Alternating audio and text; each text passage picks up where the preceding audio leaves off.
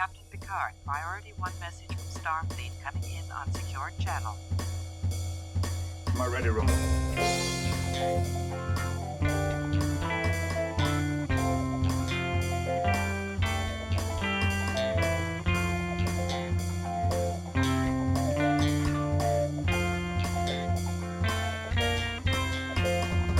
Hello and welcome to the Readier Room, the only longest running, highest quality, funniest, and most Trekky Star Trek The Next Generation rewatch podcast.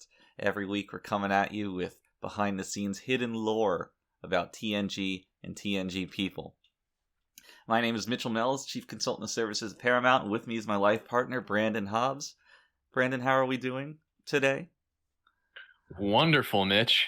Yeah. I don't really have anything special going on today, but I'm feeling good. Okay, well, if you're wonderful, then I'm too different. So, yeah. I got something new here. I have a new drink. They just started selling these things. They're called pumpkin spice lattes. I don't know if you've ever heard of this. So you know what a latte is, right? Yeah, it's coffee and milk. I think so. It's something and something for sure. And they take a little bit of pumpkin and I guess they like grate it over the latte, so you get like little pumpkin flakes in there. Oh. And it's fragrant. It's hearty. And it's a nice kick in the pants right in the morning to get you going. I guess it is fall time now, so the pumpkins are out in full force, aren't they? Indeed, pumpkin force. But this is a new item, and it's just begun going on sale here. So I got it recommended to me, and I was a little bit skeptical, and I said, "There's no way. There's just no way." Right. But there is a way. It's well really good. You heard it here first, ensigns. Pumpkin lattes. It's the new big thing. Yeah, no, a pumpkin spicy latte. Pumpkin spicy latte. Now, what do they do with the seeds? Do they use the whole animal? Well, I mean, so think about a pumpkin. Their surface area is quite large. So when you're grating a pumpkin for its flakes, you can, I mean, presumably, I don't have a dead end job as a fucking coffee maker, but presumably you can grate one pumpkin for quite many servings. Right. So regardless of how much of the buffalo they're using here, you get your money's worth on that pumpkin. All right. Well, I mean, so okay. Any barista ensigns we have listening to the podcast, let us know how many pumpkins your shop gets supplied with per quarter. Oh, you want a cooking tip? Just not for lattes, but in general, pumpkins reminded me. So, maybe you're familiar with how one makes stocks, like a vegetable stock or something, where you kind of just like throw a bunch of things in a pot and like boil them down to their essence. Some people, they'll put in like a ham hock, bone of some sort. Maybe some vegetables, some roots, even one of those hard cinnamon sticks. My point is that when you're dealing with pumpkins, you can take the stem of a pumpkin on the top of it. You know, cut that off, throw it in to your pot, make a nice pumpkin-y stock for your autumn flavors. Is interesting because that is where all the fat's stored. Right, and that boils out into the stock, and you know, you gotta leave it for quite some time. It's not, these things don't just happen, but I will suggest cleaning it first because given that pumpkins grow in the ground, it can get quite dirty. But that's also where a little bit of the flavor comes from, if I'm being honest. And it's a really good way to get you and yours into the autumn season, the autumn festa. That's a great idea. I pass it on. Ensigns, pass it on. What's your favorite kind of pie? Well, maybe it's because we're talking about pumpkin, but I would say pumpkin pie. I mean, I'm exactly the same. It got it on my brain. Um, Here's the thing. There's kind of two types of pies, and they're inverse of one another. So imagine in your mind, you have the pumpkin pie. The crust along the edge just goes down into the pan. It's concave, and you just kind of fill that with pumpkin filling. Now think about an apple pie. There's crust on top. It's convex, right? Mm-hmm. And then that's held up with apple chunks. And the difference of those two styles of pie is immense. I really can't get behind the apple pie. It's just kind of gross. It's pretty remarkable. Yeah, you're right about that. And when you said there's two styles of pie, I was right there with you. I knew exactly what you were talking about. On the one hand, you have your apple, your blueberry, that kind of stuff, and on the other, you have your pumpkin, your key lime, Yes. Maybe chocolate pie. They're a bit more custardy, might be a good way to put it. Yeah. You kind of make like a gel, as opposed to these more heterogeneous mixtures of the apples, which are all discrete pieces. Yes. Exactly. So I mean, so what do you propose here? Do you propose we choose one from each category?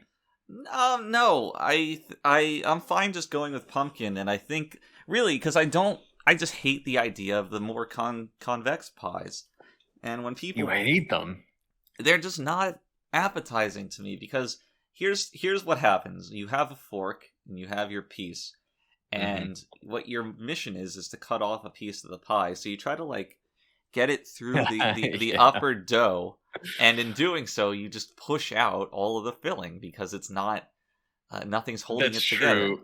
It ends up falling right apart. It's ridiculous, and I'm a little bit offended when relatives, acquaintances bring those kinds of pies to Thanksgiving dinners or pie offs, whatever the situation is.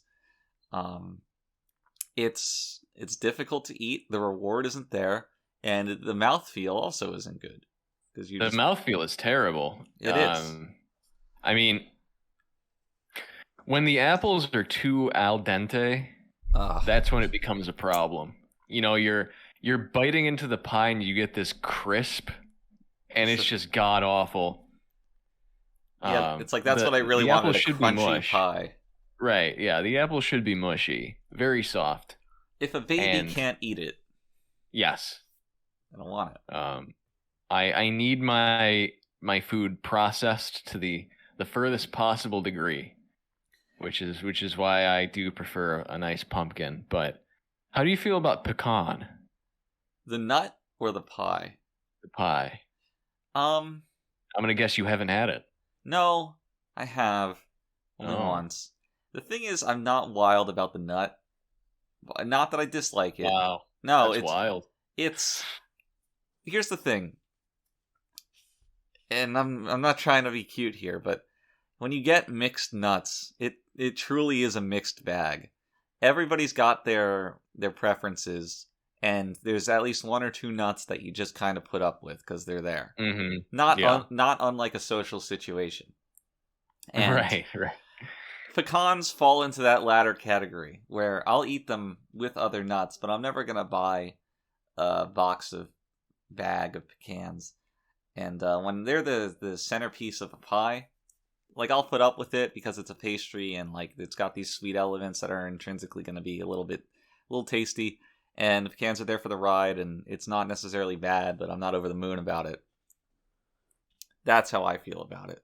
That's interesting because pecans are the centerpiece of my mixed nuts experience. Really? Maybe next to Brazil nuts. Yeah. I'm so bad with the names. I really like the more... there's two kinds of nuts in my mind. There's really crunchy nuts, and then there's more crumbly nuts. And I like the crunchy nuts a lot more. Peanuts are great. There's... cashews. Yeah, cashews. Excellent. Now, you take a walnut, or... What's the one that looks like a pair of lungs? That's the walnut. Okay, yeah, that one. I'm not into it. Yeah, see, I'm the complete opposite. Really, you like the mush? But you know, the that's why we're ones? life partners. That's why we're life partners. Opposites attract. It was exciting when we celebrated what we ended up calling Star Trek Pecan by bringing a bunch of pecan pies onto set. Yes. It's a bit of a joke. Somehow I don't think they appreciated it as much as we did. No, but we did. But right. we did. And someone's got to do it. It's a dirty job. Someone's got to bring a little levity to Star Trek Picard in some fashion. Yeah, well, Patrick's not going to do it. That's for goddamn Definitely sure. not. Yeah. He's just always complaining about having to get out of his chair and yelling at people. Mm-hmm. Yeah. What did he say the other day? If you like the Jonas Brothers, cover your belly. Oh, I was thinking of something else when he told that production assistant to sit on his lap. No. Well, who wouldn't? I mean, come on. Oh, Pat Rick. Speaking of Patrick Stewart, did you know that he was on Star Trek The Next Generation? No, I didn't. When did this happen? That was several decades ago. But did you know that we worked on Star Trek The Next Generation? No. When did this happen? That was also several decades ago. It's a very exciting story. I'll have to tell you sometime. But we do a podcast about it, and sometimes people like to write in and ask us questions about that time. So we got one this week. This one comes in fresh on the Readier Room at gmail.com email account. And this one comes from somebody named Debbie in Anchorage. And I wonder if that's short for Deborah. Most likely. Debbie says, "Why do you guys hate Star Trek so much? I don't really understand why you do this show." Well, I mean, Debbie. Deborah. Debster. That's a really complicated question, and asking it kind of sheds some light on your character. I can assume that you've never had children of your own. Well, she is a Star Trek fan after all. That's true, and I mean, and her name's Debbie. She probably weighs more than both of us combined. So just like with children, just like raising anything that you care about, sometimes you have to, hate it because you love it so much. You do things like you identify its flaws, you bring them up constantly, and celebrate their rare successes with some backhanded remarks, all in the name of fostering their growth and building up their character, right? That's just kind of parenting 101. It shows affection in a lot of ways. And I think the opposite approach, which is probably what you're accustomed to being a fan, is something more like uniform 100% positivity, which doesn't really accomplish anything, right? You tell a kid, "Oh, good job," when they didn't do a good job. Like, who's that for? Is that for you? It's gotta be. And, in general, parents or fans really should be a bit more critical. When you're not critical and you just let anything go, it gets away from you. You give the situation an inch and it takes a mile. That's how we ended up with Enterprise. That's how we ended up with Voyager, First Contact. Yep. People like you are the reason we got Star Trek Picard. And now we're getting Picard 2. And there's this stupid fucking Lower Decks animated... like, you know what? Coming back to your question, you're right, Debbie. I do hate whatever. Fuck Star Trek. Fuck you. Jesus Christ. Yeah. This is how we get characters in Star Trek who were women named Michael. What? You know, the Is this on that one that I just didn't watch? The Enterprise. Jesus. There's a woman named Michael. Wait, hold on. I am so far behind here. I thought Enterprise was the one with Scott. Oh no, that is the one with Scott. I was talking about this Discovery. Oh, okay. Okay. So I'm not insane. But I did refuse to watch Discovery on principle. Right. Mostly because it was Star Trek. So what, yeah, as one does. Yes. Ugh. Next thing you know, they're gonna have women named Mitchell, and then I'm gonna have to deal with and this. then right, it's all it's all up in the air now. I mean, up is down, left is right. Hamburgers are eating people. Jesus. Well, I mean, if you have a question of your own, be sure to email us at thereadierroom@gmail.com, or you can tweet at us at thereadierroom. And we'll answer your questions every week live on the show. Looking forward to it. Thanks, Deborah. Yep, thank you, Deborah. Debbie. And good luck finding a man. Mm-hmm. And losing that weight. Yeah. You know what? If more ensigns wanted to write into us with the progress on their journeys, we appreciate it. And we'll give you a shout out on the show. Ensigns lifting each other up, signified by their captains or admirals. It's a beautiful ecosystem. And if you are interested in losing weight, you might want to stick around till the end of the podcast and listen to us talk about our sponsor. Yes, look forward to that. It's an exciting opportunity for all of us here. I don't want to give too much away, but right. It's very exciting. It's equally exciting, perhaps a little less exciting, but is this week's episode of Star Trek The Next Generation, which we're talking about. Mm-hmm. Which, I'm just going to come out and say it, is the best episode that we've watched so far. From Season 1, from Season 2. Nothing really compares. I think that's the kind of the general consensus of everyone is this is the first episode, no matter who you are, what you think, what your tastes are, this is the first actual must-watch episode of Star Trek The Next Generation. It's kind of got it all. And when you think of the things you like about TNG, it's got a focus on some of the more interesting characters. You have some Riker stuff, and obviously a whole lot of Data stuff, and then some Picard stuff. It's a smaller scale story that it's an entire conflict done through dialogue and debate.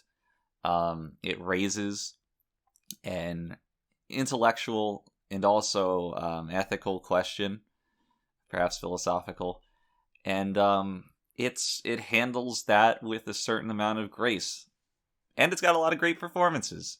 -1. Yeah. I understand Patrick didn't like it very much because there were no explosions or action scenes. He couldn't drive around in a dune buggy. Right. We also don't get Riker having sex with anyone or Worf talking about honor or growling. No. We get no Troy, quote, reading people's minds. We do get a shot of her laughing at Data at his own going away party. Oh, yeah. Data. We get no god entities who the Enterprise crew has to kind of convince to let them live. First contact isn't made with anybody. So yeah, it is a really nice episode. I'm not sure how convinced I am. I mean, relative to everything else, this is a 10 out of 10 episode so far. Yeah. I will say that. I'm not sure how convinced I am in the way it plays out. There's just a few little nagging things, Yeah. Niggling? Niggle? I didn't want to say that. Nagging. Yeah. There's a few little things just nagging. Nagging? Whatever. You know what I'm saying. Yeah, I mean, I still think that if I were to make a master list of my rankings of the entire series, this would probably find its way up onto the top 20. So, taken out of its context, I still think it's quite strong. You're right. Sure. In that perhaps the One of the parts of the episode that could have been stronger is Picard's argument inside of the trial. Yeah. Which I assume is what you're referring to? To a degree. I mean, I think the trial overall felt just a little bit sophomoric, a little bit surface level. It did. I think a problem with that, rather a reason for that, was that there wasn't a lot of back and forth. Yeah. There was no cross-examination. They didn't. Riker and Picard didn't argue with each other so much as just present one speech, and then somebody arbitrated which one was better. Yeah, and I think the theme of this episode, part of the reason it strikes such a chord is that these are all things that the audience has had time to reckon with in terms of Data, his character, his place in the series, his place in this world. I mean, you don't watch TNG for a season and a half and not think, what do I think of Data? How is he a human? Is he equal to a human? Is he better than a human? Can he think like people? So to me, watching that trial scene, it was kind of like, these are questions I've already asked myself by this point. Yeah, I think that the way to get around the redundancy of it is to give a really compelling case to the prosecution. Mm-hmm. And I mean, I like how the prosecution was written to some extent. Yeah. And I just wish that it had been a little more fierce to make the audience question their view of the situation, because it's really, you're fighting a lot of momentum to get them to ever really come out against Data, who's one of the more likable characters on the show. Yeah, and that's a really good point. I do wish I was challenged a little bit more on that end, and it was well written. Frakes did a great job in that scene. It was very dramatic, but it was not the nail in the coffin that the episode wanted to make it seem like, with Picard going to get a drink because of how much that destroyed him. I always wonder, what exactly was Picard's plan before he talked to Guinan? Like, when he goes into the trial and he's waiting his turn, what was he planning on saying? Because he just seemed to have nothing in mind. Right.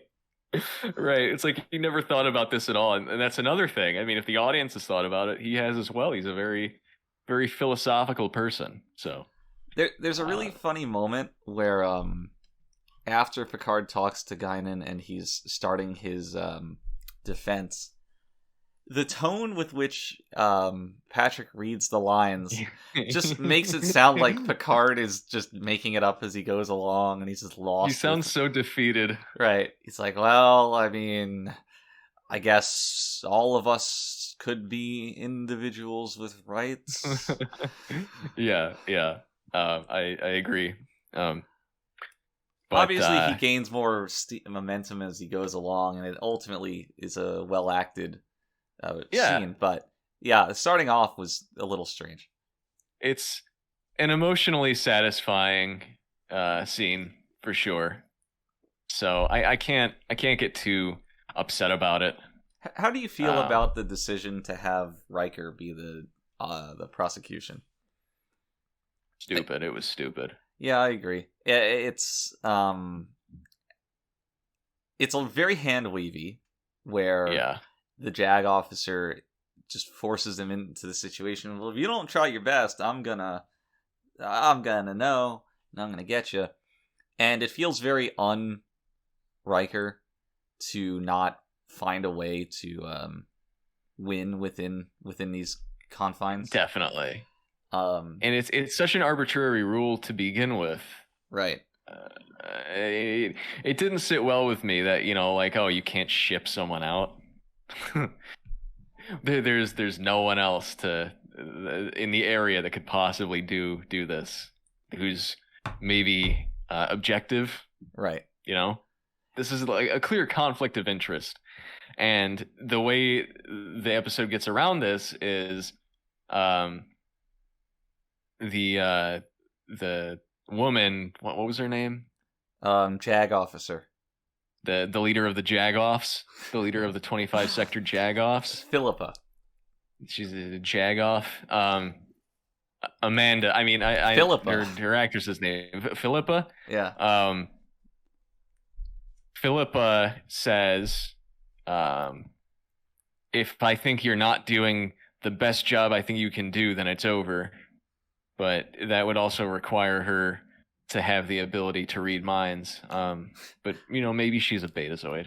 I was sitting there during Picard's defense, waiting for Riker to object or interject or anything, because it kind of cuts to Riker, who's just kind of looking a bit unsure of himself, and it cuts to the JAG officer, and it's like, oh, this is it. He's going to be tested. He's got to interrupt Picard, and when he doesn't really want to. And he just doesn't, and she doesn't care either. Yeah. How would you feel to sidestep this issue of not, because I get the sense, and I don't quite remember what the confines were at the time, but I get the sense that we just couldn't get another actor to do that. Like, we didn't have time or budget to hire someone on. So yeah. Assuming that there was some inescapable reason that they can't get another person to play an attorney, how would you feel about the trial setup being the prosecution is that scientist and the defense is Data himself, and Data has to prove his own legitimacy? I don't know if I like that so much, because one of the things that I enjoyed about this episode is that we've kind of it shows how far we've come with this crew since episode 1, where Riker was probably a little bit suspicious of Data. And you would have the constant stupid slapstick Data scenes that added nothing, and everyone always just seemed annoyed with him. And to get to this episode where you have Riker explicitly saying, he's my friend, and you have all this sentimental stuff with Picard, I liked that, and I liked that they both had to have a hand in it. But obviously that comes back to, I don't like the way that Riker was involved, the way that it was written. But conceptually, I like that they have to be both heavily involved in this. Yeah, I buy that. And certainly any opportunity for Picard to be diplomatic or persuasive intellectually is just interesting and good television. And it works for establishing their bonds as characters. Yeah, definitely. But I can't, when, they're at this, I guess it's a space station, and there's barely any extras on the ship, and it's just all these big empty rooms, and they're like, we're going to have a trial, and it's really just the 4 of us, and we can't bring anybody in. Everything feels a little hollow.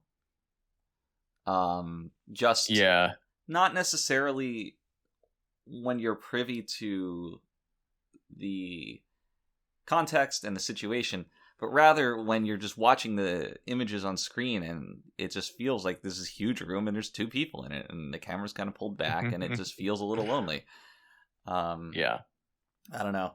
Although I did like the amount of new sets in this episode. Yeah. Although to add a little note to the end of that, they're all redressed sets. Oh, right. The trial room is a redressed battle bridge. What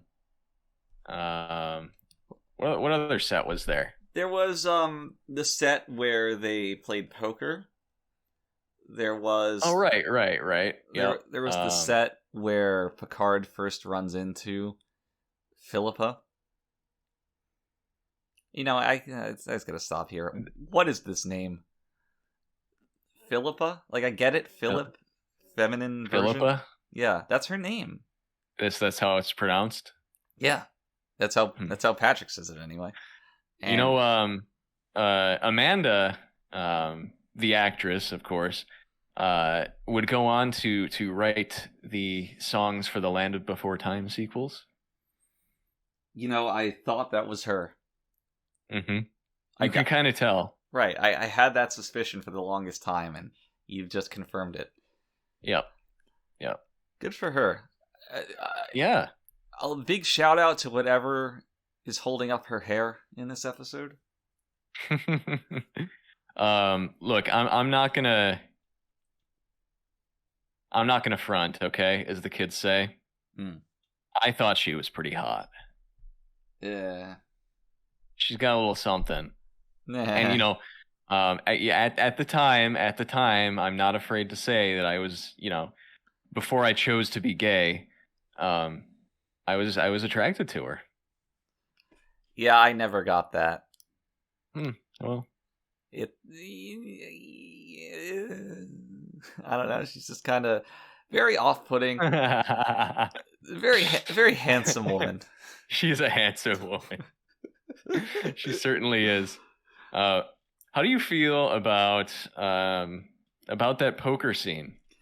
I have a lot of feelings about the poker scene. First of all, I like it. I love seeing the crew unwind and you know, have these more interpersonal moments with one another casually. Mm-hmm. I think Data learning about poker is fun because the idea of him being bamboozled by a bluff kind of makes sense when you think about how a computer would approach just a statistics game. Right. It's not written the most elegantly, but the idea is nice. Yeah, it's cute. Him having like the card visor is also cute. Yeah, yeah, that was good. Now, I really, and this is throughout the series, I hate how I was gonna say how Frakes is written, how Riker is written in these episodes, and this kind of like ties in to a story I have, so I'll get that through, and then I'll get into just how fucking annoyed I am. But so I think it was after season 3 when we had a few more poker scenes by that point. After we wrapped on season 3 as a celebration, a lot of the cast went out to casino. And they're like, you know, we've been playing poker all this time. Let's actually play some poker. Let's see who's the best. You know, whatever. And they sit down, and as the story goes, there's a few, like, I guess the term would be grinders there. People who just, you know, are pretty good at poker, make a living doing it, and just are kind of no nonsense. I want to play the game. And there's probably some drunk guys. Typical casino table. And then the cast of TNG, you know, comes up, and they're just kind of partying and being obnoxious. And Frakes, it's always fucking Frakes in these stories. He was a troublemaker. He was. Capital T trouble. Yep. And he starts getting a little arrogant because he's Frakes, and that's just what he does. So he gets into like the Riker point of view, and from what I hear, because of course I wasn't invited to this, Frakes plays poker exactly like Riker does, where he does the whole dramatic, I'll see you're 50 and I'll raise you 50. And here's the thing. Maybe people at home don't know this. That's illegal. You cannot do this. Yeah. That is absolutely something you cannot do at any casino poker table. Mm-hmm. And Frakes did not get this. No matter how many times the dealer is like, sir, you can't do that. You can't string bet is what it's called. And Frakes just kept going. Eventually, he had to get removed from the casino. Ended up getting banned. I think it was Harrah's. I'm not quite sure what the name of it was. But that was how many decades ago? He still can't go back. He just... what... I don't again, I was not there. But apparently, whilst being removed by security, he caused enough of a scene to get a lifetime ban. That's incredible. And I think the worst thing is that anybody who knows John would be like, yeah, I can see that. I can. Oh, absolutely. And this, not only has it always been a problem as long as I've known him. Around this time, you were starting to get this problem, I guess you might call it, where the actors were starting to assume their characters' personalities off the set. And Frakes was probably the number one offender of that. Well, I mean, you want to call Frakes the number one offender, you got a lot of criteria to go by. But he'd get drunk and kind of insist that you call him by his rank. Which is weird for somebody who's not even the captain. Yeah. It is a fairly high title. What is his title again? It's Commander. Commander, okay. I keep thinking number one. No, he hated that. If you ever called him that while he was drunk... Right. Well, I mean, the night was not going to end well. He always thought it was a urine joke. I'm going to go number one. Mm-hmm. I'm going to go take a wee Frakes.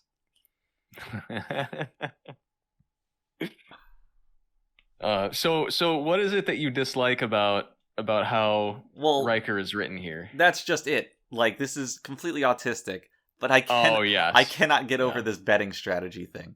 Because here's the thing. Here's why it's complete bullshit, bad etiquette. It's so if you bet 50, and I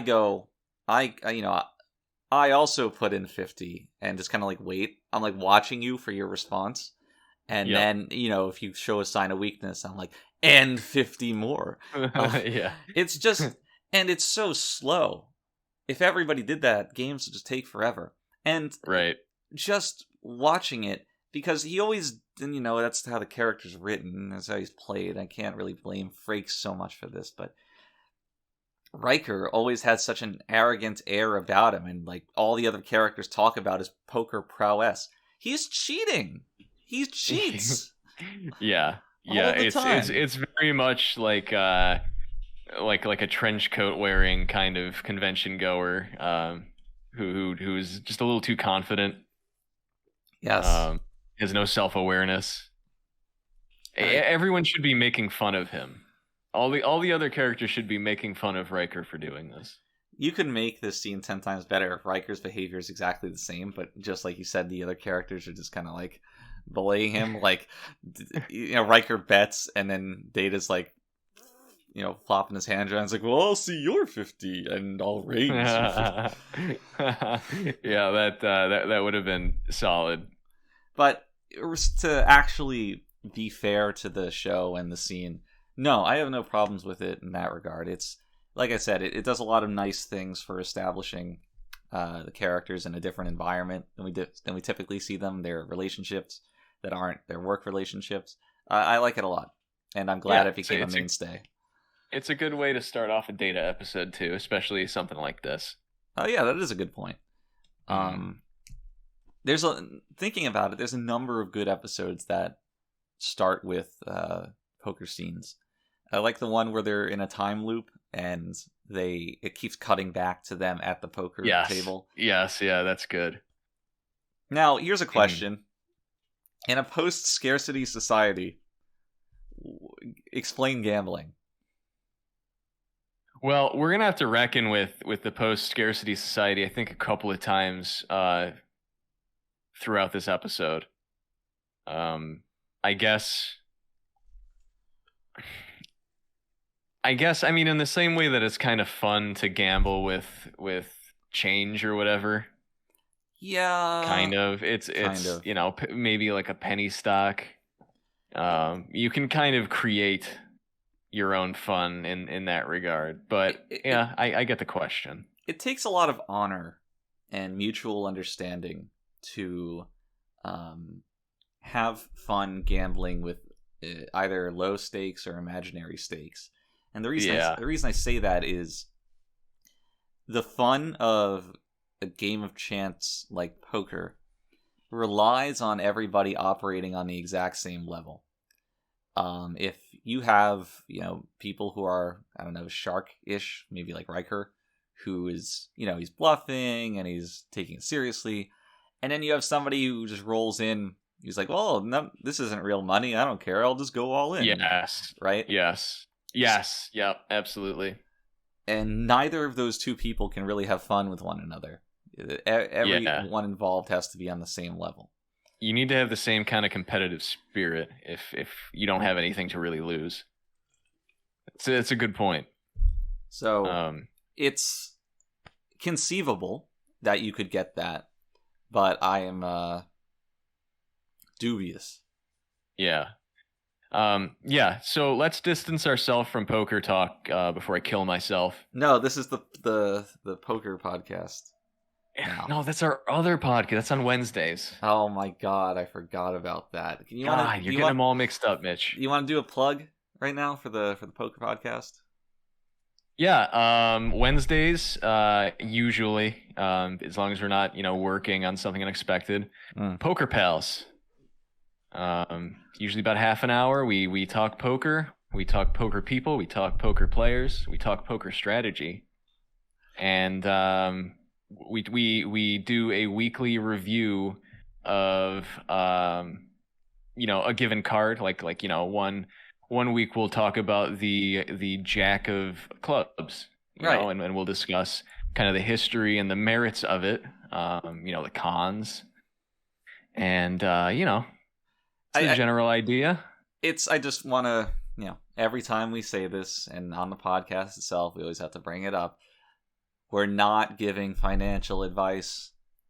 Just don't take anything we say just legal things. But yes, Poker Pals every Wednesday. Whereas, Readier Room, a little loosey-goosey. Poker Pals all business. And it's a little more down to earth, I think. Well, this being a Star Trek podcast, of course. True. But as we just seen, they take poker to the stars. So. Yeah. But that's why when this kind of stuff comes up in an episode, we're able to kind of hone in on it and give you the straight talk about what would really happen in a situation like this. We are men of many talents. Mm-hmm. Many. Certainly. Many talents. Yeah. Mm-hmm. Yes. So after the poker game, which we'll never talk about again. No. We are treated to a scene where Picard runs into Philippa, right? Yeah. And she introduces herself as the leader of the Jagoffs, and we learn that they let Asians be admirals. Very progressive. That little tiny man. He's an admiral wearing. Yes. Yes. Must add. The very rare interim admiral uniform. I was so vexed on this uniform, or vexed by it when I saw it. It's got big tracksuit energy. Yes, yeah, it does. It does. I can't say I hate it. No, it's nice in its uniqueness. I think a lot of it has to do with the design around the cuffs, on the sleeves, and it sets him apart from everyone. Yeah. He's the admiral. How do you feel about the top of that actor's head? Because I recall his hair and/or hairpiece, I'm not exactly sure, I don't remember so clearly, just being a little notable. I didn't pay attention to that one. Dang. Sorry. Well, we got one thing. We do, but not to gloss over the introduction of Philippa, because I really liked this established relationship she shares with Picard. Yeah. It's a little uncomfortable, but it's also good to see Picard regarded as I don't know, a sexual being. Yeah, certainly. Because you're not quite ready for it at any point. He's bald, he's old, he's just kind of like this sexless android, and here comes this old flame that he's also like quite antagonistic with to some degree, and it's one of the rare times where you feel like, oh, I really want to know more about their story. Does a lot of work to hook you on that very, very early in the episode. Yeah, it does, and I mean, that aspect of the relationship doesn't really go anywhere. But no, it doesn't. But it's still nice to have some humanity in this show. Yeah. Oh, yeah. I mean, it is sorely lacking that aspect pretty often. There's a line that she says as the Admiral walks up to the table. She says, "Call me." Yeah, which is a little overtly flirtatious. Well, not only just overtly flirtatious, but does anyone in Star Trek use the word call? The verb call, like to call someone? What would you rather it be? I understand what you're saying, but are you taking suggestions? Televid screen me or something. I don't know. It just seems like a primitive verb to use, call me. Well, they're playing with 19th century playing cards at the beginning, and it's not out of the realm of possibility to use outdated verbiage. But yes, this doesn't bother you at all. Not so much, because it's not. I might just be coping. I'm not sure, but the fact that it's it's something that is said in a flirtatious way between acquaintances. It's not an official message that might be using outdated terms for no real reason. I don't know. All right, sure, that's fine. There's times where Star Trek's a bit ridiculous in this regard, and there's times where it's a little more sensible. I'm not sure if this is one of those ridiculous times. Right. Well, in any case, we have some funnier lines coming up anyway, so just wanted to throw that out there, see if I got any bites. No, it's good to try, but not this time. Yeah. I guess that only bothered me, but as is often the case. Now, yeah, I have my own bone to pick with this woman. I think that Philippa, the Jagoff, is such a terrible performance. Oh, she's awful. Right? Horrible. The at the end of the episode, we're jumping around so much, but at the end of the episode when she's giving her little speech, the most stilted performance I've seen in a long time. It was really bad. She attempts to get teary-eyed, but doesn't really get there on that. Yeah. She sounds like an anime voice actor. Oof.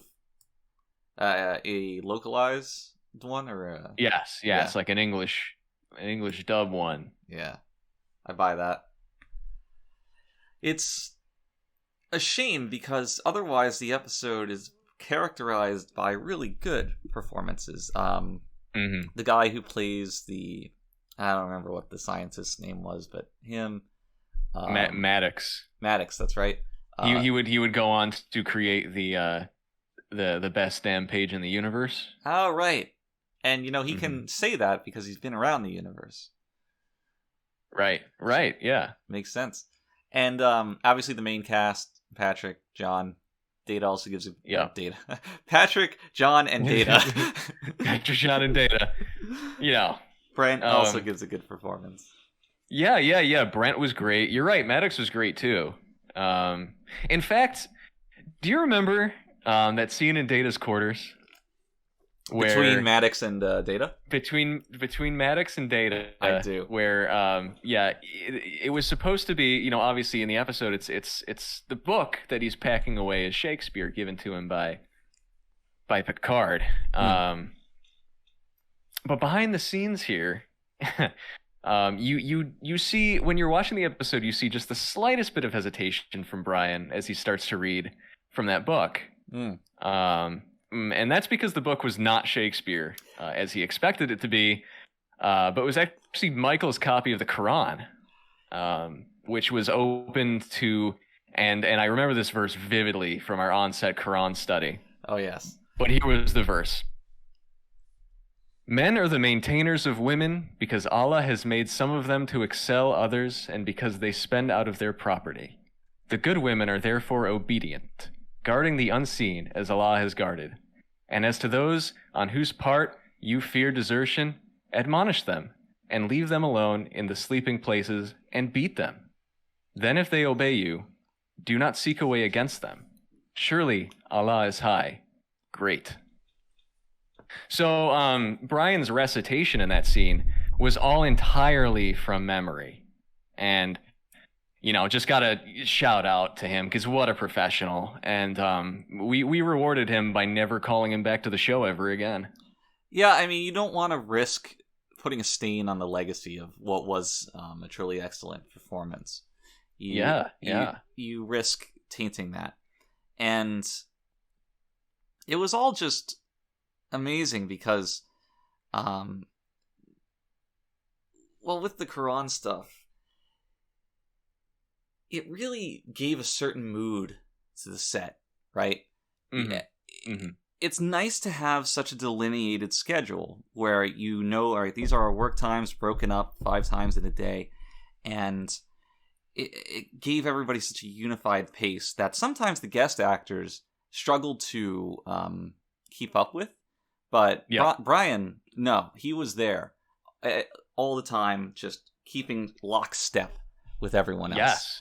Yes. So I was impressed. I mean, it makes you wonder if maybe he had some kind of experience. But you are correct that it would often become a point of contention or a point of confusion. For us, it was just.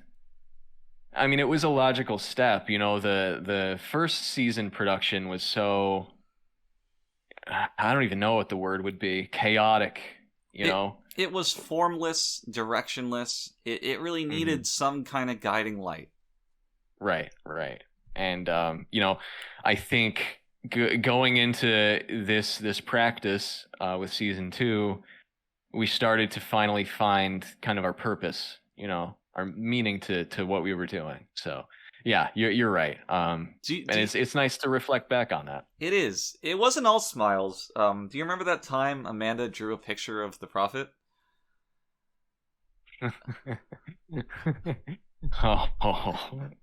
Yeah. That was a dark day on set. Yes. Terrible. Not just a bad actress, but a bad person. Right. It's just insensitive, rude. Yeah. So yeah, we really did have kind of the two sides of the coin here with our guest actors. At least the quality of the personality scaled with the quality of the performance. Exactly, which is nice. It keeps things simple. Doesn't confuse me. I remember I had to, during the first few days before I really gotten to know them, I had to write it down on my hand. Amanda Bad and Brian Good. Brian Good, yes. Yeah. But it was a fun time. It's nice when you're on the smaller scale stories because it's a little more intimate with everyone. It's, you want to get the prayer circle together. Everyone's in the same room. The mats are easy to lay out. Rather when it's like this more larger scale production, everyone's kind of doing their own thing, and you don't really get the sense of community. Yeah, and that's a great word. It was a community, a commune. Yeah. Now the only thing we couldn't really do is grow out our beards, which was kind of a sticking point, I think, with a few people. It was really, really hard for Marina. Yeah. Yeah. Well, I mean, you could kind of tell. I mean, even season 1, she was kind of trying to grow it out. It was a kind of a bet between her and Jonathan. who could grow out a beard first. And for a good amount of time, Marina was winning. But Yep. we know how that ultimately ended. Yeah, it's unfortunate. I was personally rooting for her, but what are you gonna do? Yeah, maybe next time. Yeah. I hear that as women age, their equivalent of male pattern baldness is female pattern beard. So sometimes the hair. That's really pleasant to hear, Mitch. Thank you. Well, I mean, there's a reason we don't really mess with that, right? Oh, that's true. That's right. That's right. So speaking of Amanda, she says an historic moment in this episode, which I love you. So here, I've been thinking about this for so long before we even got to this episode. Not this reading in particular, but the phrase "an historic." Yeah. I don't know where this began. Now, I get it. If you ignore the H sound, historic, right, then sure, that makes historic. Sense. Right. Yeah. But a historic. It's a historic moment. Historic, yes. It's a historic moment. Right. So this is such a common, widespread problem, echoing throughout decades of our lives. Yeah. It's crazy to me. I have no explanation for it. I have no forgiveness for it, but I just want you to know that this is stuck in my craw. Yeah, no, me too. And obviously that's why I pointed it out, because this has bothered me for decades. And here it is in my favorite show, Star Trek The Next Generation. Just waiting to ambush me. Do you ever have a situation where you don't trust yourself to say something that's commonly misspoken correctly, so you take great lengths to avoid saying it? Well, what are you thinking about? What am I thinking about? It's all of a sudden, and I know I'm gonna fuck up and say all of the sudden at some point. All of this. So well, that's grammatically correct as well, is it not? I don't think so, but whenever it's like it comes up, I take a pause and I just say suddenly. Suddenly, yeah. No, I'm pretty sure I've seen the phrase all of the sudden, and it pisses me off in the same way that an historic moment does. Exactly. But I think it is grammatically correct. Maybe. Big maybe. But I am not really going to stick around to find out. Yeah. All right, yeah, let's move on. We got some big scenes for our door operators in this episode. Oh yes, lots of closing and opening of doors. Zoomed in. They did a great job. I just want to point that out. The unsung heroes. Yeah. So here's a question that I have, kind of as like an overall, I don't know, problem with the conceit of the episode. Just a couple episodes ago, they transferred a man's intelligence into their computer, and this man figured out how to transfer your entire mind, knowledge, and personality to a computer. Right. And if this was going to be such an issue, could they not have, gone to that well, figured out how to do that with Data, transfer him to something else, and then, if something happens to his body, then there's time to fix it without losing him? There's a number of ways to think about this. Inside the lore of the show, let's start there. So, to me, it makes sense that initially, what's-his-face, Maddox, doesn't really have this solution, because that man's mind was uploaded to the Enterprise's computer, and maybe it's not on the network or whatever. Mm-hmm. I get that. So, that's fine. But the Enterprise should be suggesting that. It's like, well, you're not really sure, but we have this solution. What do you think about it? And that's one way to play this out. Now, from a writing perspective, you can't have a solution to this problem. There's absolutely no way that you can have a solution while still maintaining the core conflict of what the episode's about, while everybody acts reasonably. Because Data his decision has to be a purely logical one. Otherwise, he would, accept it. He's not going to be irrational. Mm-hmm. But you're right in that it's very unfortunate that these two episodes take place in this chronological order. It's one of those examples of how paying attention to the canon of a show is detrimental to self-contained stories. It kind of ruins things. It does. It absolutely does. I was just watching this episode thinking how stupid this conflict is given what we've just been through. But, oh well. You don't really have a choice but to drop it. Yeah, there's something to be said about how anything that's not neatly tied up at the end of an episode can have far-reaching implications, just given how outrageous the storylines are in this show. Yeah. Let's not even talk about Moriarty, who's just I'm sure there's a million things we're not even thinking about right now that could be applied to what we're talking about here. Exactly. So it's best not to think about it, but you always have this itch in the back of your mind, like, man, I wish Star Trek was a smarter show. Yeah, it's tough. It gets there eventually, I think. I hope. I think it gets there on an intra-episode vector. Inter-episode, not so much. I think it gets better about it, though. Sure. It gets better. Once you have Pillar on as producer and stuff like that, I think things kind of start to make more chronological sense. But we'll see when we get there, I guess. Well, the thing is, a lot of episodes are kind of written in more or less isolation. Oh yeah, definitely. But that's also the job of someone. Someone has that job to make sure things are consistent. Someone's got to have it. A good showrunner will do a lot of work there. We never had a good showrunner. We did have a showrunner, though. We did. And showrunner. So, Amanda's character, or I guess Amanda herself, also says Data is a toaster. That's fine. I like that line. Do they have toasters? Oh, okay, you got me. They probably don't. Why would they need a toaster?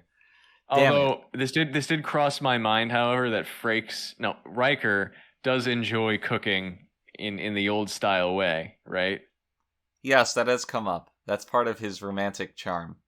Right. So he may have a toaster, but are these things produced anymore? I don't know. There's no for both her and the person she's talking to really get to grasp the meaning of that sentence.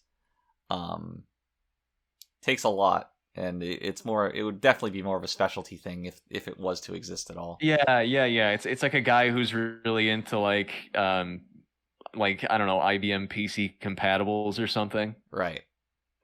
And he's like, oh, it's like this mouse that has a trackball for the thumb. It's like, man, I don't know what the hell you're talking about. Right.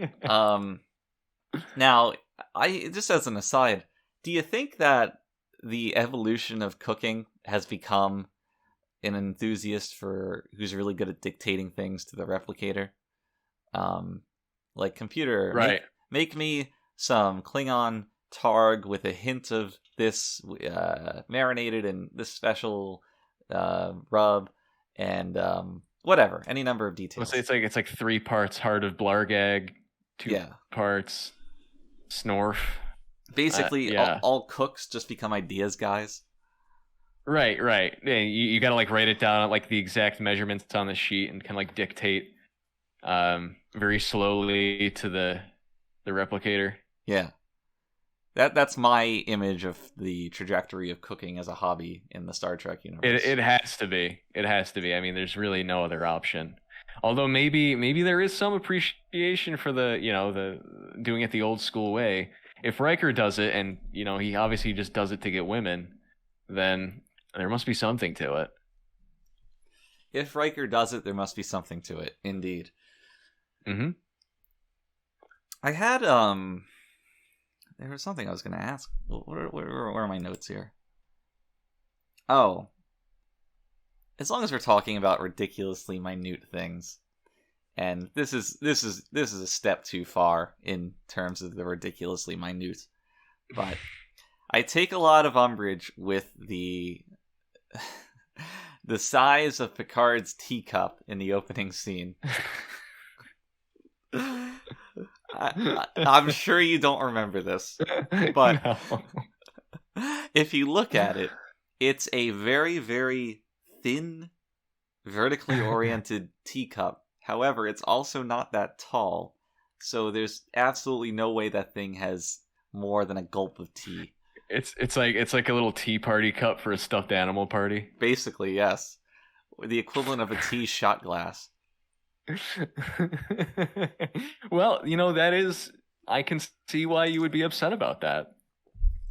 I mean, he's just because Patrick Stewart's he appears to be a pretty dignified guy.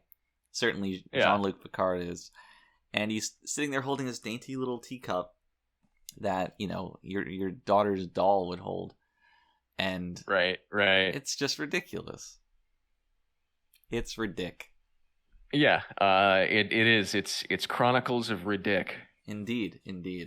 I would even say. Do you So think? here's something. Oh, Yeah. go ahead. Go No, ahead. I was gonna transition, but if you're gonna transition, I buy it. Okay. I'm transitioning. I'm transitioning to another Picard thing, I guess. His use of the term mega strength. Okay, you need to explain this one to me. Well, he says something like, plenty of species have been known to demonstrate mega strength. Right after Data bends the bar. Right. But why would you mega strength? Yeah, that's a little juvenile. Is that not weird to you? Superior strength, maybe? Mega strength. Superhuman. It sounds like something a Pokemon would do. There's what that argument basically is, from Riker's part, is judging sentience or being alive by humanity standards. Mm-hmm. Picard's absolutely right.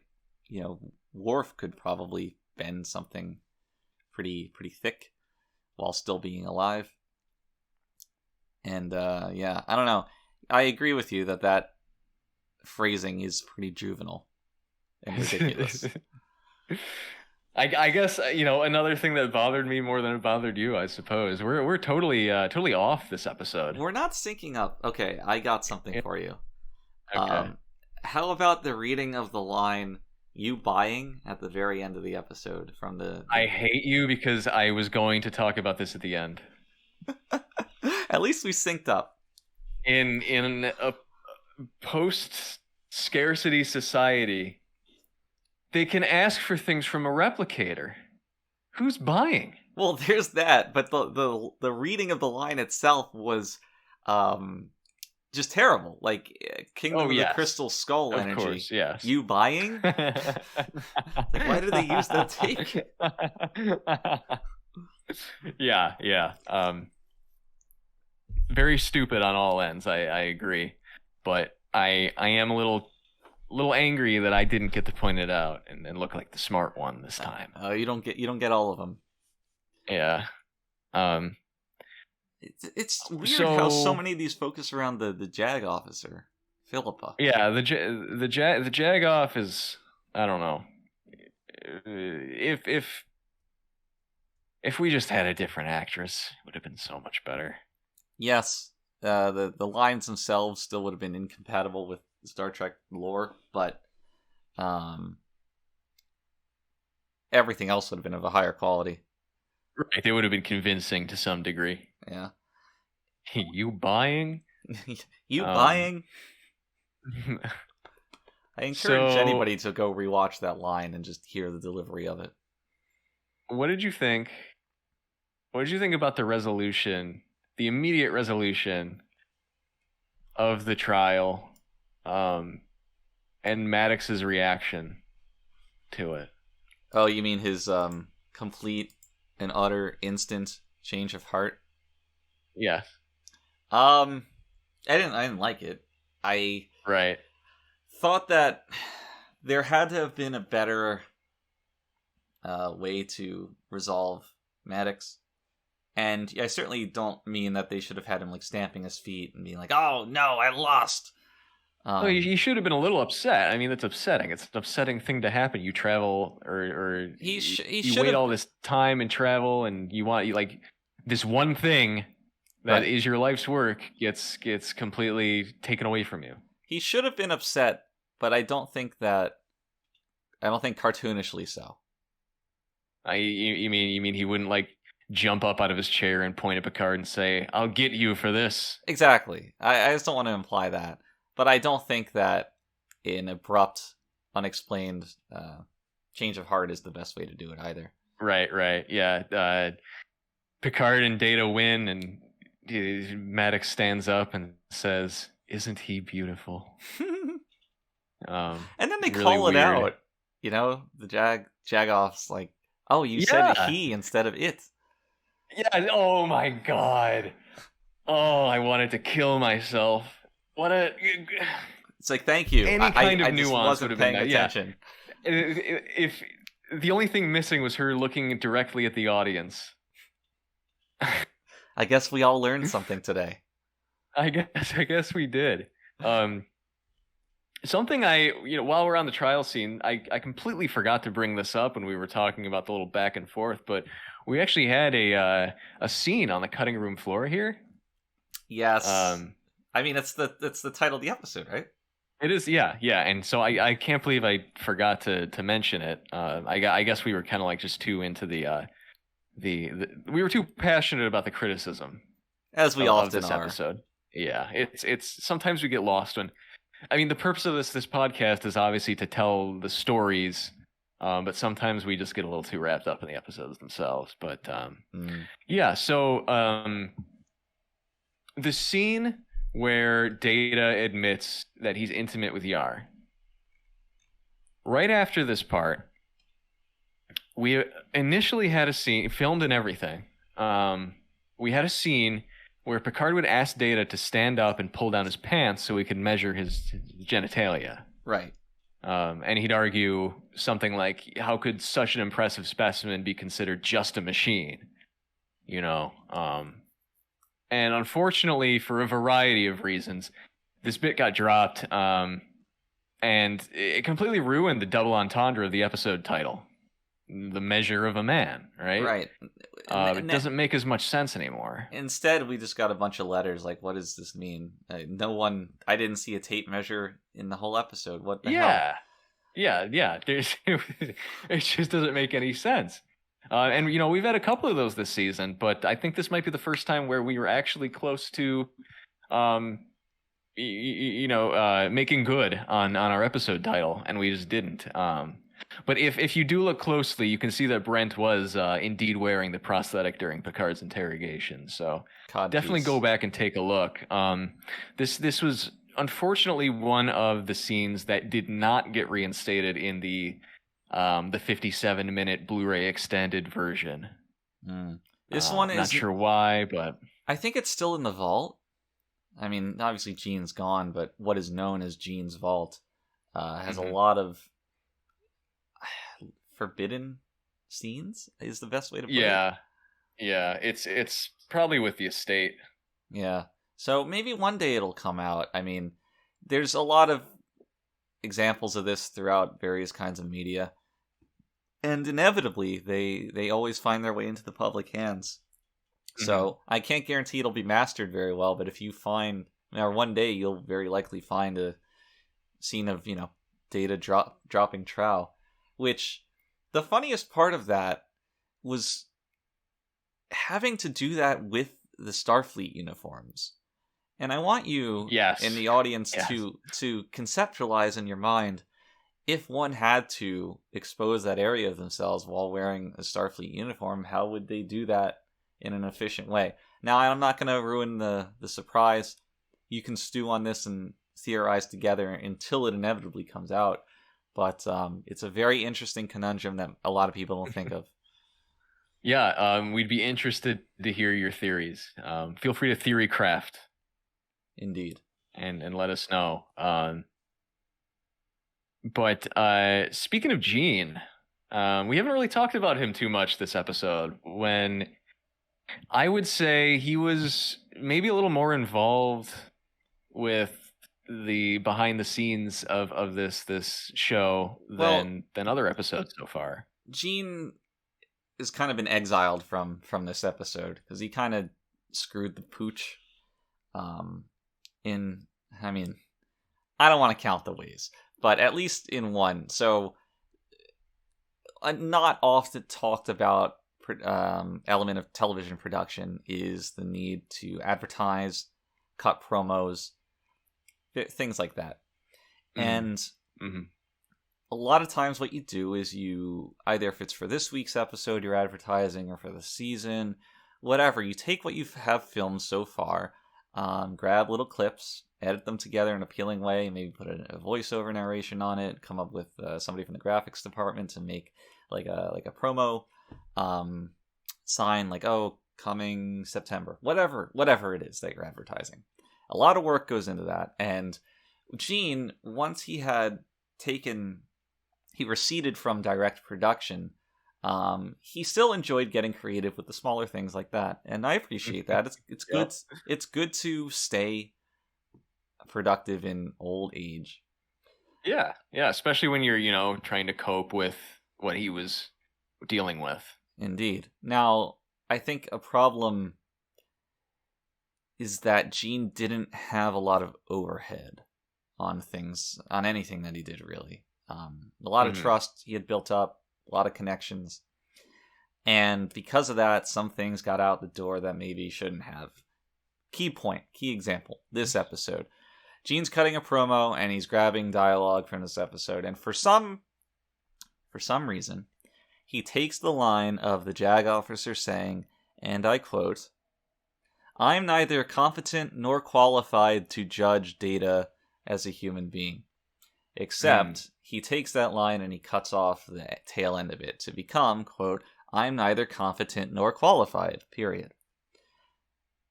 Gene thought it was a good idea to take a woman saying how inept she was and just throw it right into the promo. That was all over network television. Yeah. So it comes out, oh my god, Trek hates women, anti-progressive show, all these things. And it took us forever to live down that controversy. Gene tried to... You remember. Gene tried to apologize about it. He donated to a pretty feminist charity. I think it was Rape Apologies. It's like these former rapists trying to make things right and organize different events and demonstrations for various... what's the word for it when you put things through in the government? Legislation. That legislation, helps, that helps women. And that was what it was for. But then when the headlines come out, oh, Gene Roddenberry donates, what they wrote was rape apologists. And it was a whole new problem. That's that's right. I mean, shoot, I almost forgot about that. But even down to mailroom duty, we felt the effects of that for quite some time. Constant threats. I think this is kind of the tipping point where it went from being like, oh, kooky, crazy old Gene, over the 50% mark to I'm really just kind of getting sick of this guy and his shenanigans because all the problems he's causing. I mean, he caused countless issues like this that really just did cast everyone in a bad light. And I mean, so it possibly even worse is that if Gene had his way, we wouldn't even have this episode. He nearly killed it right on the spot. Executive decision making is a powerful force. And well, luckily he wasn't as powerful as he was, you know, At in the season onset. 1. Right.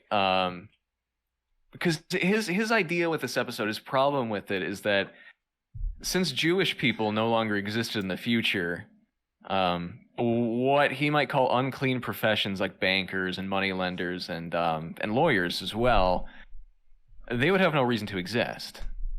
And, you know, the entire episode centers, obviously, on this lawyer character and the creation of legislation. So we wouldn't have been able to take that out. It was either leave it in and go continue with the episode or just completely axe it. Luckily, we managed to talk him down by reminding him that, you know, while Jews may no longer exist in the future, other races of lizard people had already been featured on the show. Right. Some of them feuding with dog people, even. Yeah. So obviously there would be need for lawyers, and lawyers would continue to exist. Gene by this point was becoming a thorn in everyone's side. He did not join us for prayer. No. We gifted him as a show of goodwill a complete set of prayer rugs, and I was disappointed. I think the most because I was the one who found them in the dumpster later that day. Yeah, that's sad. It was obviously the literal interpretation of it. Okay, he threw away some rugs, but metaphorically, he had thrown away the outreach of the entire crew. Yeah, and you know this is going to have ramifications going forward. The ensigns will of course see, but wild behind the scenes stuff with Gene this episode, that's for sure. Indeed. Now yeah. Go ahead. We're both trying to transition here at the same time. I know. We're both trying to segue. We're just a bunch of trenders, transition trenders, transitioners. I was just gonna go back down my list here of what I wrote and see if there's anything else that I took umbrage with this episode. Oh, I have some umbrage. You want some umbrage? Yeah, sure. I had alluded to the scene earlier. I think that the scene, rather the shot of Data's going away party is some of the worst, most lifeless direction in the Star Trek canon. Yes, it's horrible. It's, for anyone who doesn't remember it, it's a completely flat shot of all of the characters just standing at a table. Everybody's in frame. The shot's like mildly pulled back. There's no movement, no emotion, no life. It's a pretty low shot as well. And yes. Will, who spends a lot of the time speaking, has his back to the camera. I forgot about that. That's completely true. And I can see why it might work as a comedy shot when there's this kind of drawn out moment of Data slowly unwrapping his present so as to not rip the paper. But the tone of Will's delivery is so off. Right. It doesn't work for a joke. It's like a pathetic, depressing scene. When it's just such a softball joke. Did you talk about the lighting as well? It's like it's dark. It's blue. It's all blue for some reason. It's incredibly bleak. It's almost depressing.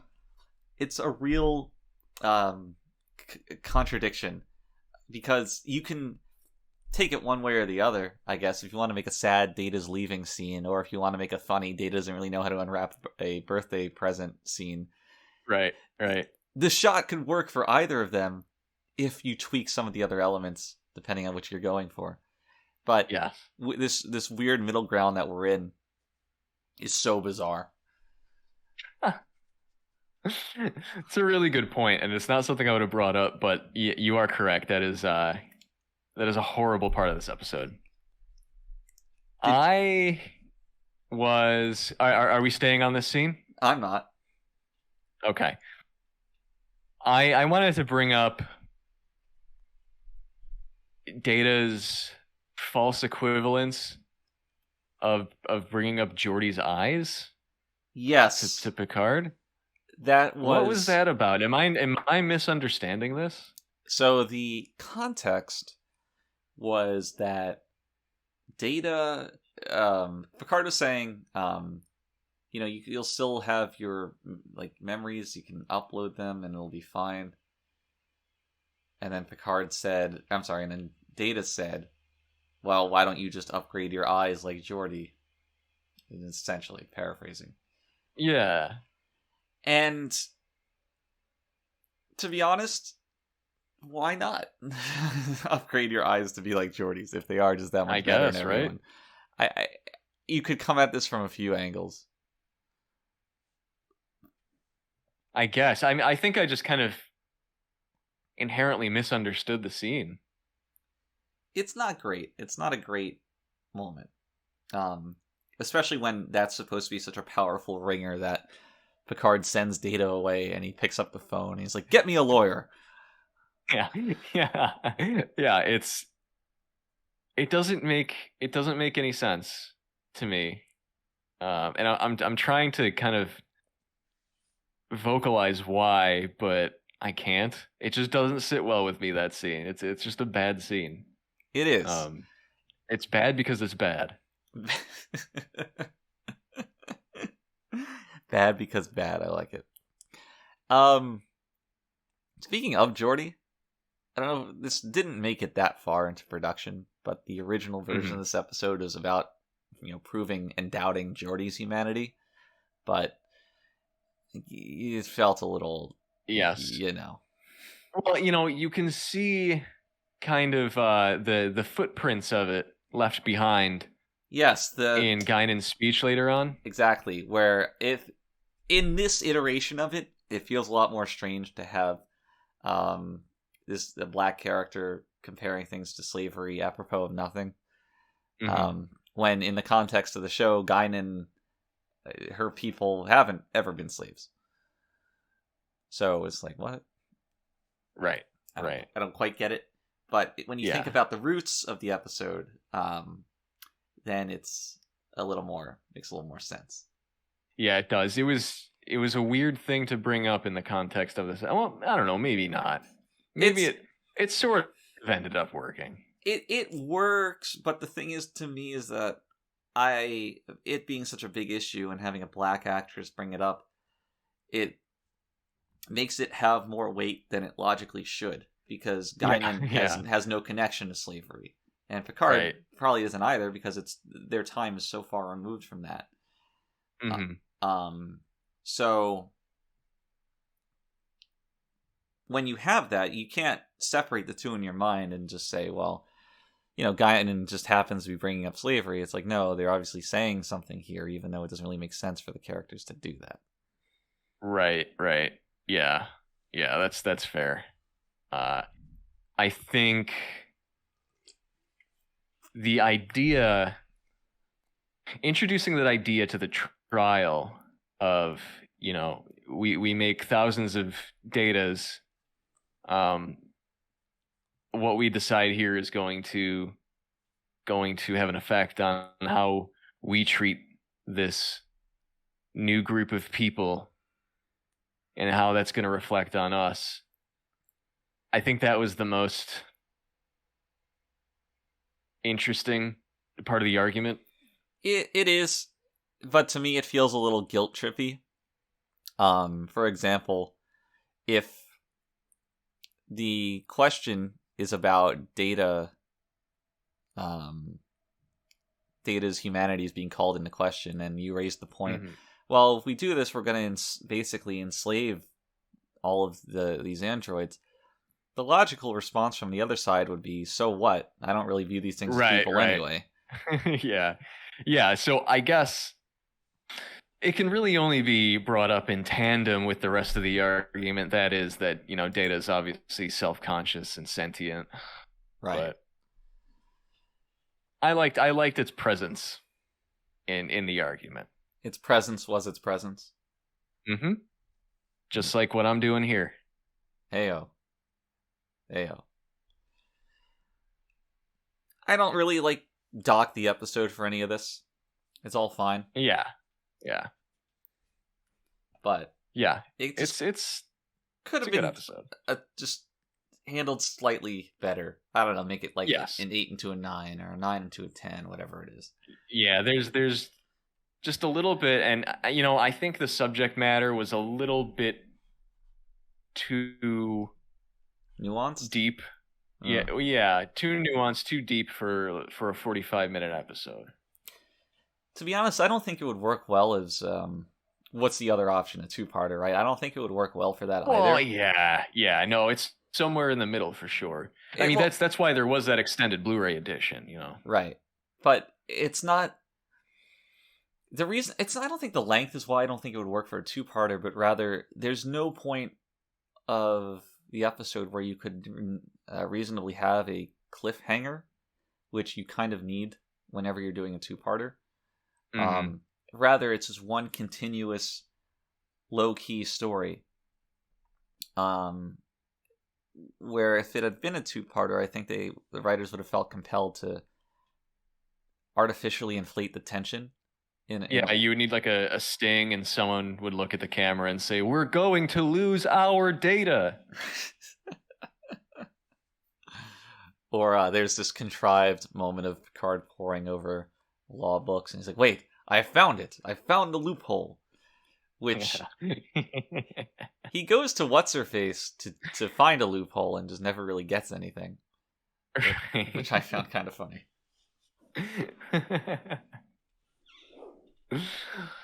You buying? You buying. Final thoughts on the episode. Thought it was great.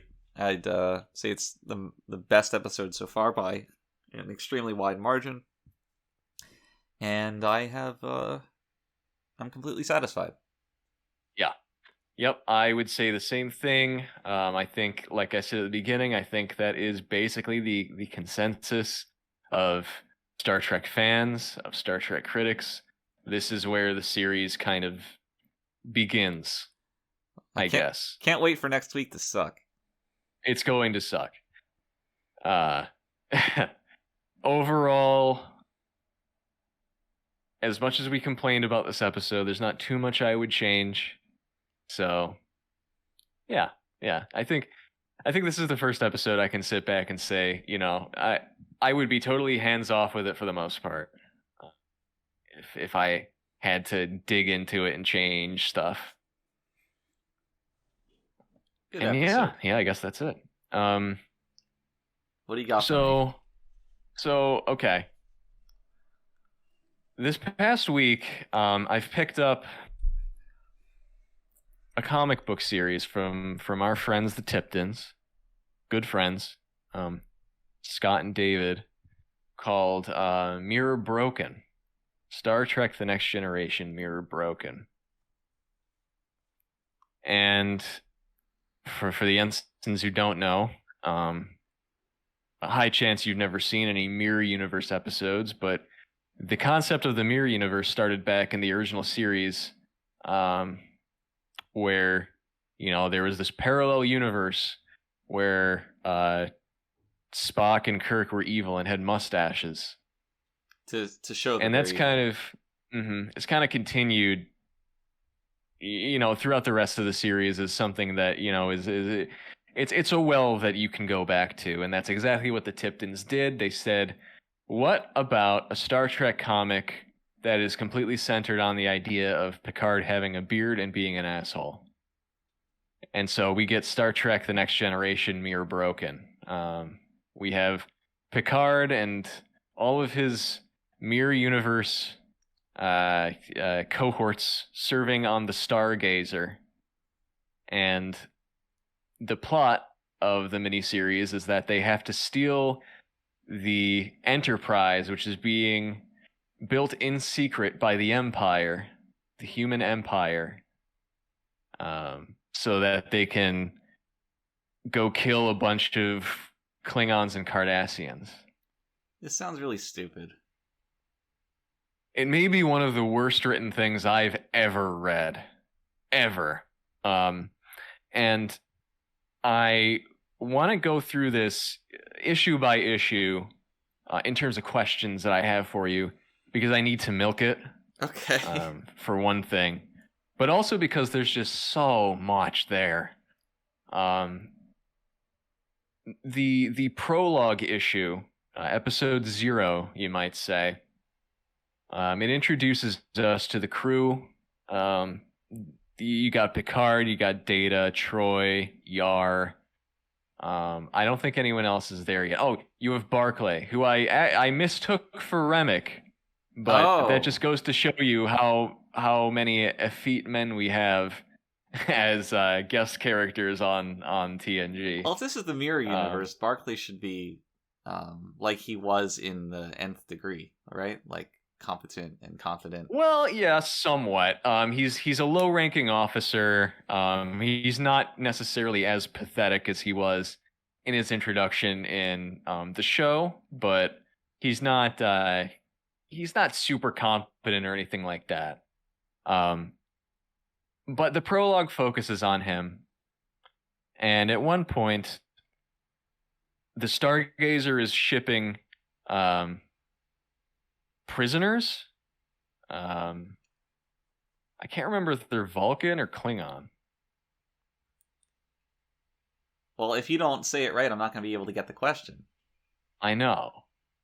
What were they? The book's on the other side of the room. But anyway, they're slaves basically, and the Stargazer is escorting like 4 or 5 ships full of slaves, and there's a big uprising, right? And on 2 of the ships. So Picard says to Barclay, go assist Yar in dealing with this or whatever. And so Barclay goes and figures out where Yar is, and she immediately punches him in the stomach for no reason. Well, it's the mirror universe. What do you want? Right. And she decides, well, let's send a message. And she blows up 2 of the ships, just completely destroys them. Afterwards, there's an award ceremony hosted by Picard, where he awards Yar for her actions, I guess. He gives her a little medal in front of all the rest of the crew. And Barclay,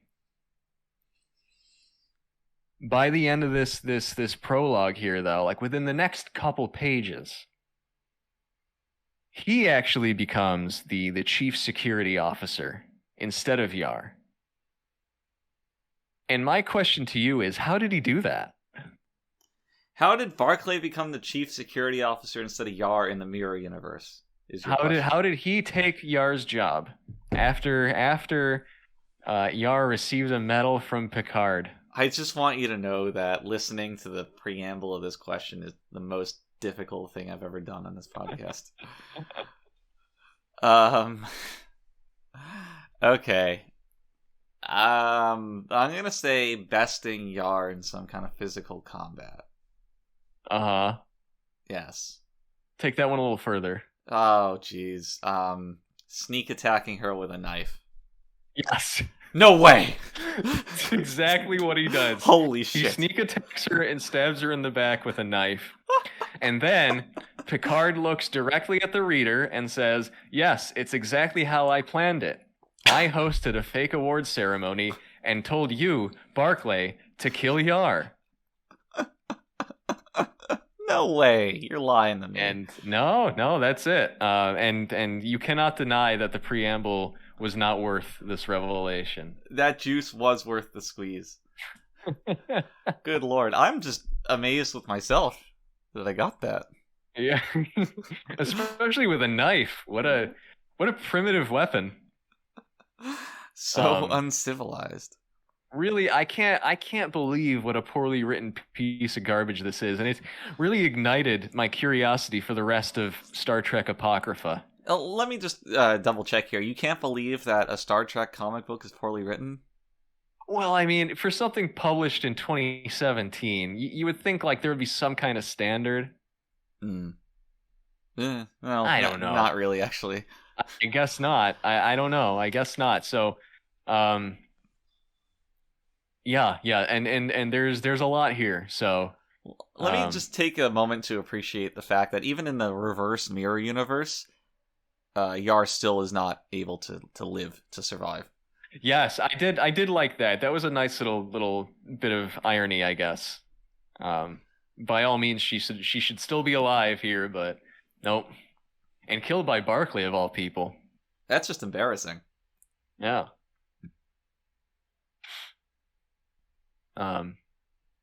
Troy is also a slut in this this series. I know you like which that. Is it's not much different. Yeah, really. not very mirrory. Right. She should be wearing a hijab. She should be good at her job. Well, they call her the Inquisitor. Ah, that's the natural opposite of a therapist, I guess. Yeah. She reads people's minds and figures out who's planning on betraying the captain. I feel like in the mirror universe, it's just about anyone at any given time. It's probably plotting against the captain. Yeah, I mean, pretty much everyone's just ready to kill whoever's directly above them. It doesn't really make for very interesting fiction. Does Data use contractions in the mirror universe? Yes! Yes, he does. He uses contractions, and his whole shtick is that he modifies himself with, weapons and stuff, so he's always attaching, guns to his arm and stuff. It's horrible. Does Geordi, does he have functioning eyes in the mirror universe? No, but he has a different kind of visor. Okay. Is there anybody else I want to know about? Not really, no. You remember that? Never mind, this might be trivia. I don't want to tell you just yet. Can't rob from Peter to pay Paul. Yeah, exactly. That is how I would have put it. Well, then I guess that'll do it for today. I once again emerged victorious against all odds. Somehow. Indeed. Next week, will I be so lucky? Who knows? But thank you all for joining us this week. I hope you'll join us next week, and I kind of hope you'll join us the week after that. Until those times, though, everybody, please stay readier. The troublesome little man-child.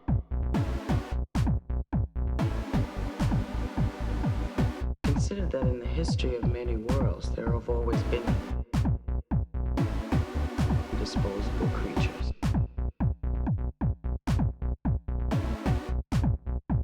Do you consider yourself superior to us? Should have told him to mind his own damn business.